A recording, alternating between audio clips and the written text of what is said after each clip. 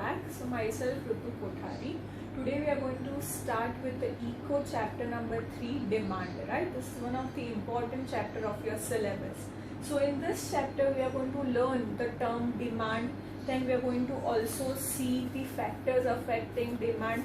Then we are going to also learn about the law of demand, demand function, expansion, contraction, increase, decrease, and many such types, right? So today in the first part we are going to learn first of all the meaning of demand. That what do you mean by the word demand, right? Demand मतलब क्या?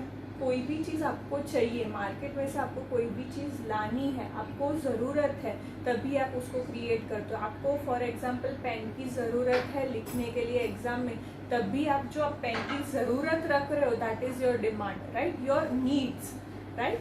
सो over here the meaning of demand starts with demand is the quantity of commodity. What is demand? It is the quantity of commodity which a buyer desires. Which a buyer desires. Buyer मतलब कोई भी customer, कोई एक ऐसी quantity commodity की जो buyer को चाहिए. डिजायर मतलब चाहिए उसको. Is able and willing to buy. Is able and willing to buy मतलब कि उसको जरूरत है और उसको चाहिए, right? is able and willing to buy at a given price. कोई एक पर्टिकुलर प्राइस पे, कोई एक पर्टिकुलर टाइम पे, राइट?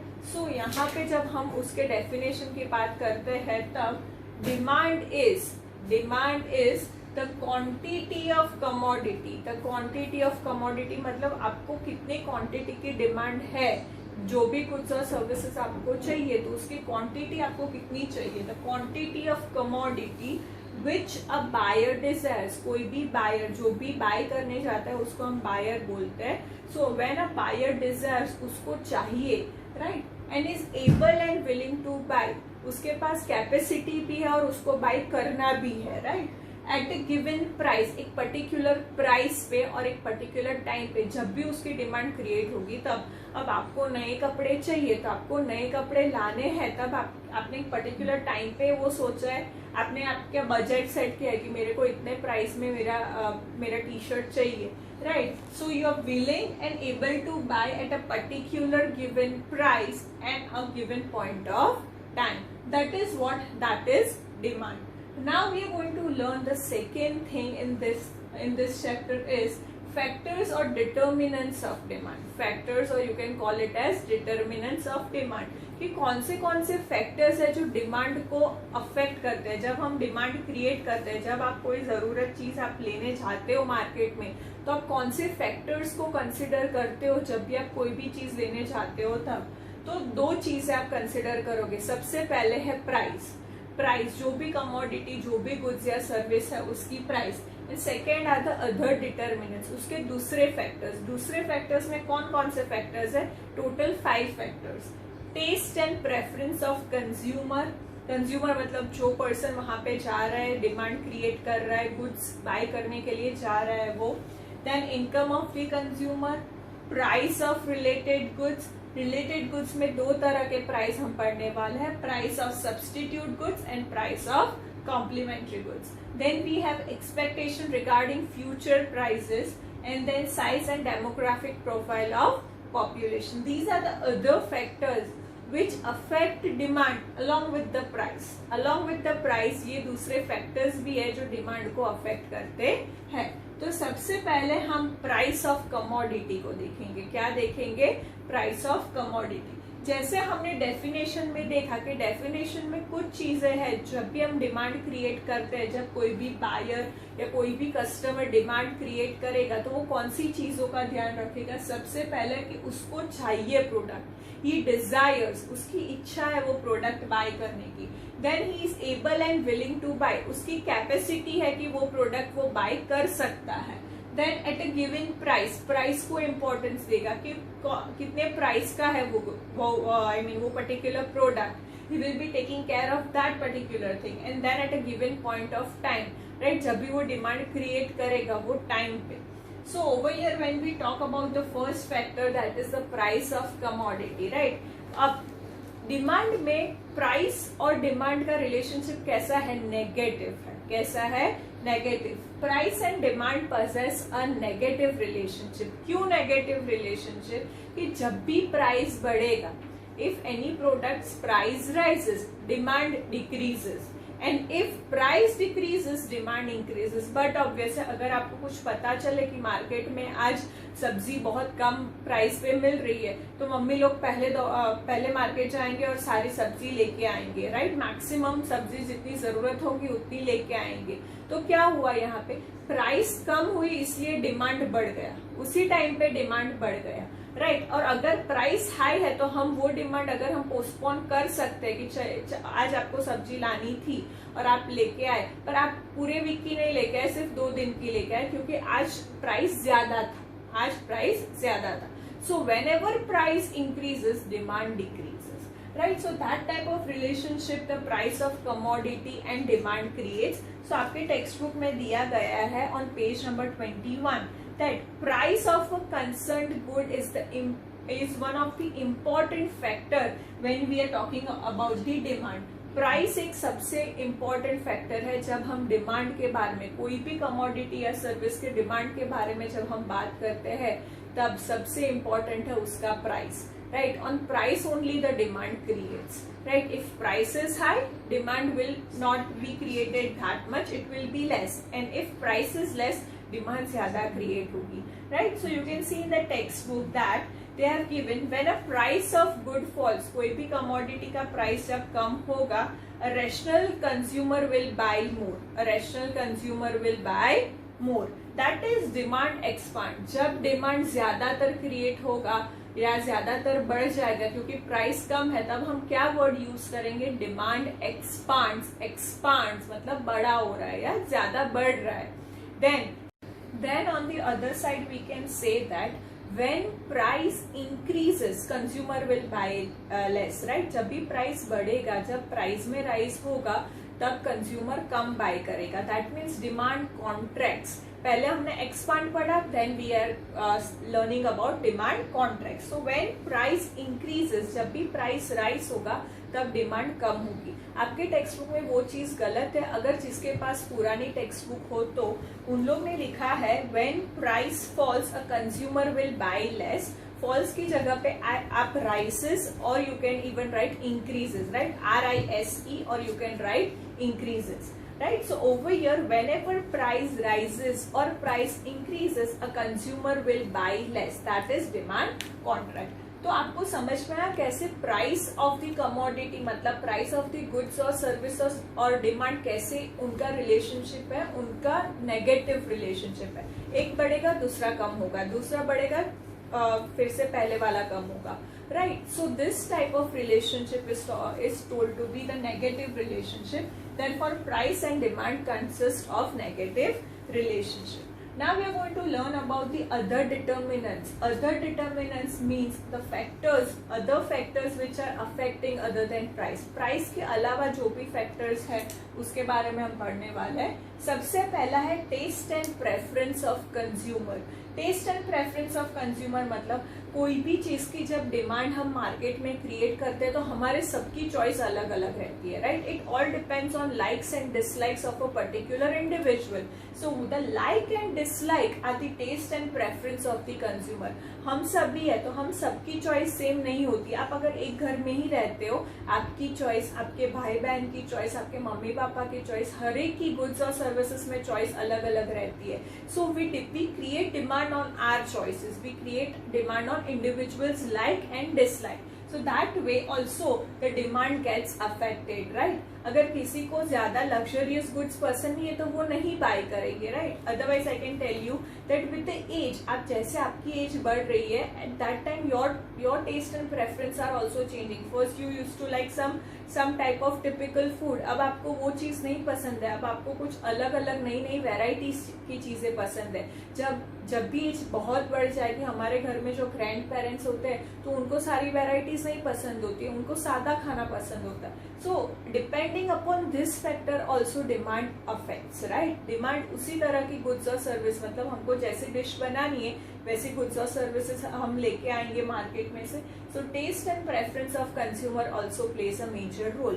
आपके टेक्स्ट बुक में एक एग्जाम्पल दिया है रीडिंग हैबिट के ऊपर, राइट, कि जैसे जैसे एज बढ़ती जाती है कैसे हमारी रीडिंग हैबिट में हमारी चॉइसेस बदलती जाती है. That at a young age a person prefers to read story books. जब हम एकदम छोटे होते हैं या एक प्रॉपर यंग एज पे होते हैं तब हम लोग को स्टोरी बुक्स पढ़ना पसंद होता है. Then once you are at adult age, मतलब आप थोड़ा मैच्योर हो गए, आपको अब पता चल रहा है कि लाइफ कैसी है, तब आपको नॉवेल बुक्स ज्यादा पसंद आएगी. क्या क्या नई नई नॉवेल लिखी है किसने, राइटर ने, वो बुक्स आपको ज्यादा पसंद आएगी. जब आप ओल्ड एज पे आ जाओगे तब आपको रिलीजियस और स्पिरिचुअलिटी की बुक्स ज्यादा पसंद आएगी, धर्म के बारे में आप ज्यादा पढ़ोगे. So these are the taste and preference of a particular consumer which also affects the demand. Over here also we saw that with the increasing age books की डिमांड भी चेंज होती जाती है. Types of book, varieties of book are also changing.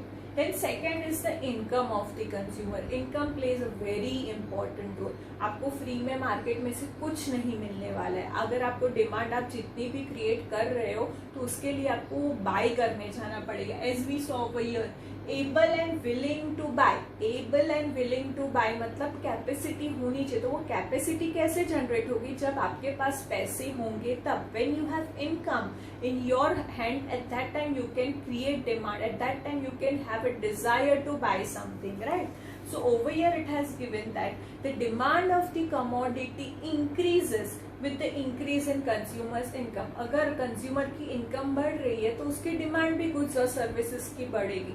अगर उसके पास कम income है, if the income falls, if there is less amount of income, but obviously उसकी demand of goods और सर्विसेज भी कम रहेगी, right? So over here we have seen that. So which type of relationship income and demand creates? Income and demand has a positive relationship, right? Income more, demand is also more. Income is less, demand is also less. But along with that, if we are checking on the other things that are inferior goods, एक exception है income में, that are called as inferior goods, मतलब low quality goods.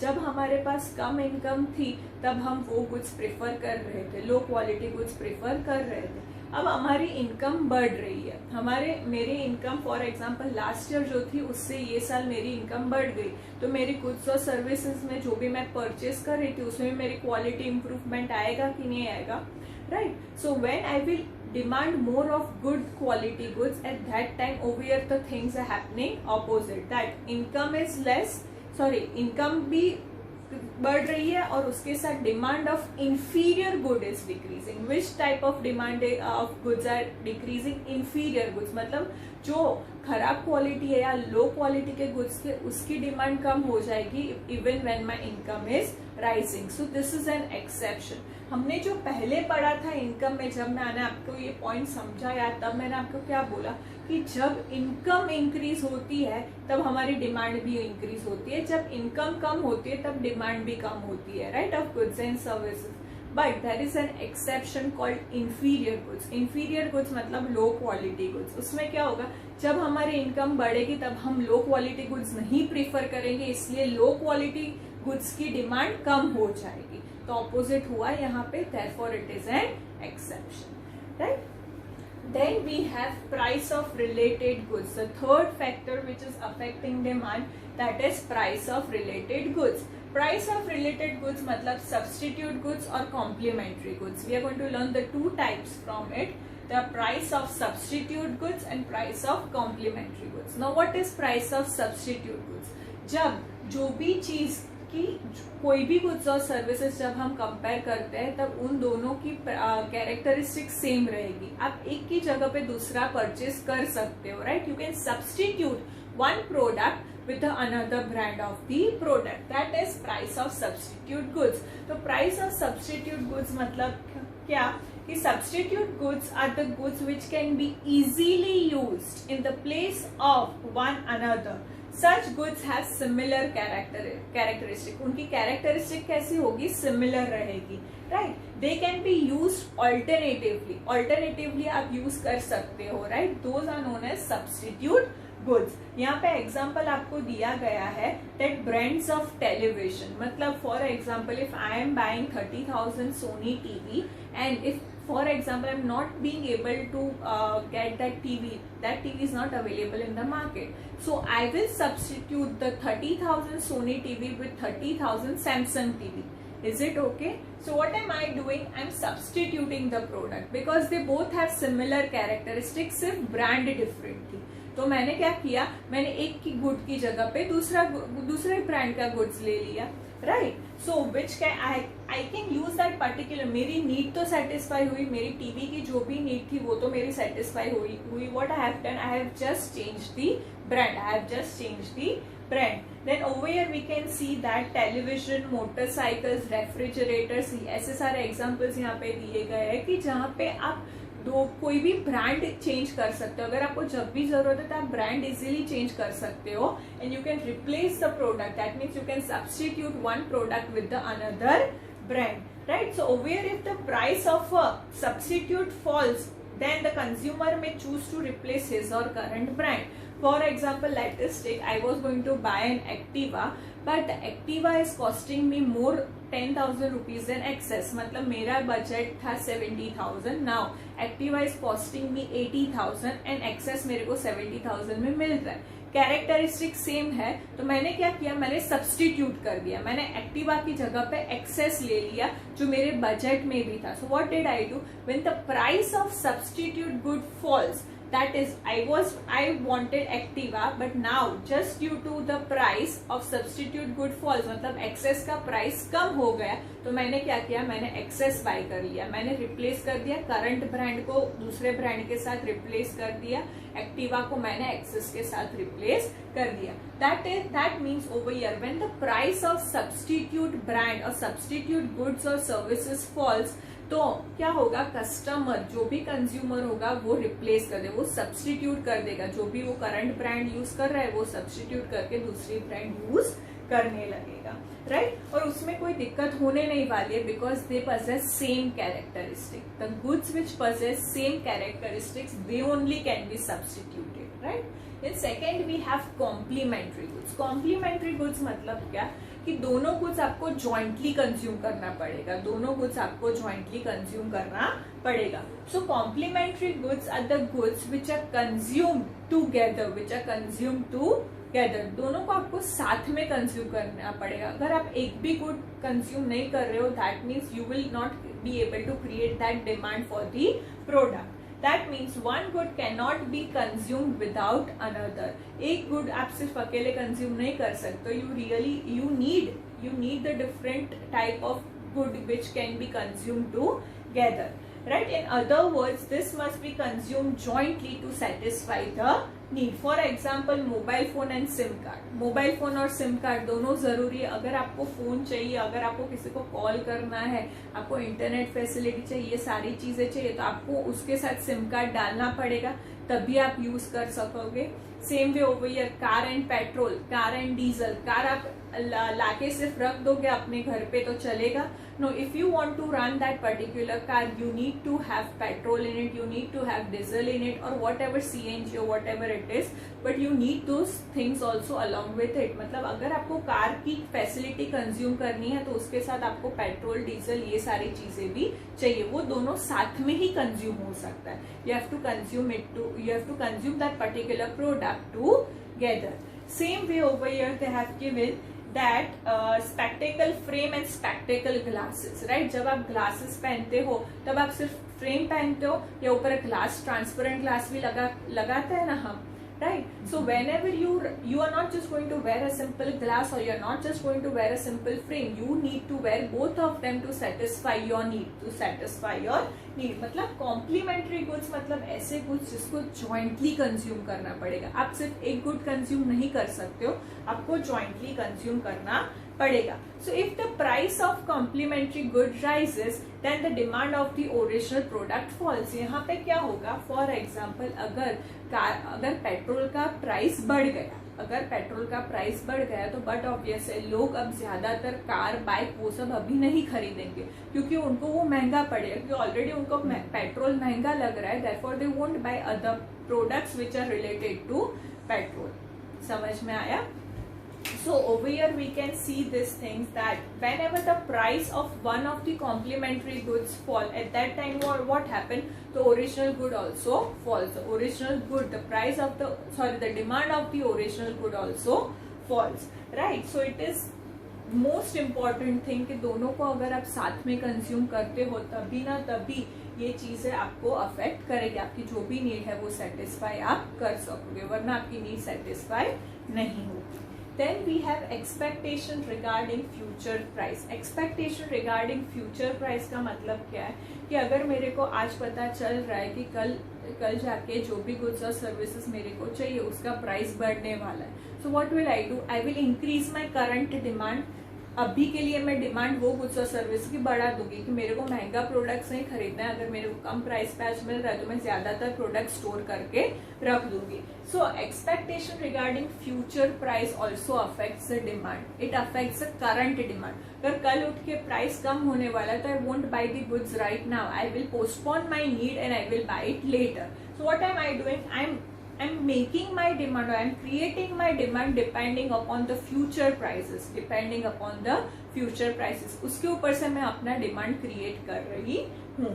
Then size and demographic profile of population. Size and demographic profile of population मतलब क्या कि जो हमारे population में ज्यादातर एज क्लास है उनकी चीजें ज्यादातर मिलेगी। जस्ट फॉर एन एग्जांपल, अगर वलसाड सिटी में ज्यादातर बच्चे रहते हैं तो बच्चों के रिलेटेड ज्यादातर गुड्स मार्केट में मिलेगा, तब हम लोग ओल्ड एज और उनके जो भी गुड्स है वो कम अमाउंट में मिलेंगे compare to the students, right? If for example let us take Kota Rajasthan, आपको पता ही है वहां पे सबसे ज्यादा आईटी के स्टूडेंट्स पढ़ते हैं, तो वहां पे सबसे ज्यादा स्टेशनरी शॉप्स होंगे, जो भी कपड़े के जो भी शॉप्स होंगे उसमें ज्यादातर लड़के के कपड़े मिलते होंगे। So what are this? Where the particular you can say total population is more, whatever the amount of population or whatever age class is more, उसके हिसाब से, उसके साइज के हिसाब से ज्यादातर डिमांड वही मार्केट में होगा। तब वहां पे मार्केट में आपको ज्यादातर ओल्ड एज की चीजें नहीं देखने को मिलेगी, जो भी है वो यंगस्टर्स के रिलेटेड देखने को मिलेगा। So this was an example that whatever particular age group we have in the society, उसके हिसाब से गुड्स और सर्विसेज की डिमांड हमें मार्केट में मिलेगी। So this way size and demographic profile of population also affects. So these are the factors or these are the other determinants which we have studied. Okay, so further we are going to also learn the another topic that is demand function, right? जो हमने अभी सारे factors पढ़े हैं उसमें से ये पूरा डिमांड फंक्शन आ गया है, right? So over here we are going to learn demand function. Demand function is what? It is a mathematical, you can underline this in your textbook on the page number 22, that demand function specifies a mathematical or you can say a functional relationship between the price of the good and the determinants of the demand. कौन सा relationship हमको दिखाता है? It shows the relationship between the demand of the good and it's other determinants. जो हमने सारे पढ़े वो ही सारी चीज़ें यहाँ पे रिपीट होने वाली है, पर एक फॉर्मूला के फॉर्म में, एक मैथमेटिकल फंक्शनल नोटेशन के फॉर्म में। That what is demand function? Demand function specifies a functional और you can say mathematical relationship between the demand for a commodity, जो भी डिमांड है वो, the demand for the commodity and its other determinants. So you can see here I have given you a formula that is dx. dx equals to f into bracket px py pe pyu। ये आप कैसे ये याद रख सकते हो? X Y Z आपको पता ही है, तो जेड की जगह पे आपको ई रिप्लेस कर देना है। So that is dx equals to f, which is known as functional notation, into bracket px py pe tyu, right? So when we have to state this, we'll write what is dx. dx means demand for commodity x। dx का मतलब क्या है? Demand for commodity x। जैसे हम demand function पढ़ रहे हैं तो उसकी फॉर्मूला आएगी। f means functional notation. What does f means? Functional notation. What is px? Price of commodity x। जो हमने सबसे पहला फैक्टर पढ़ा था वो price is one of the important factor affecting demand, therefore price of commodity x. What is py? Y is the price of related commodity Y. Price of related commodity Y, जो हमने substitute और complementary goods पढ़े थे वो चीज, price of related commodity Y. What is PE? E stands for your expectation regarding future prices. ये भी एक other determinants में था. So expectation regarding future price. What is T? T means taste and preference of consumer. The first other determinant, that is taste and preference of the consumer. Y always in economics Y stands for consumers income, right? Income के लिए Y stand होता है. Therefore Y equals to consumers income. And you are the other factors. You are the other factors. Which are the other factors which are left? That is one, size and demographic profile of population. वो एक बाकी रह गया था, right? These are included in the other factors. So this is the demand function which we learned. So what is demand function? It shows a relationship between. It is a mathematical. What can you say? A mathematical relationship. It is a functional relationship which shows the relationship between the demand and its other determinants. What does it show? The relationship between demand of the good and its other determinants. सारे other determinants जो हमने अभी पढ़े थे इसके पहले factors में, वो सारे यहाँ पे है. You have to just remember this and you have to state this. ये particular question आपको 2 मार्क के लिए भी पूछा जा सकता है या 1 मार्क के लिए आपको ये सिर्फ फॉर्मूला भी पूछी जा सकती है. So please note down this. It is one of the important thing. तो नाउ आई एम अज्यूमिंग कि आपको सभी चीज़ अच्छे से समझ आई है. अगर आपको नहीं समझ में आया तो आप हम लोग को इंस्टाग्राम आईडी के ऊपर DM कर सकते हैं और you can ask me during the sessions, right? So will meet in the part 2. Thank you.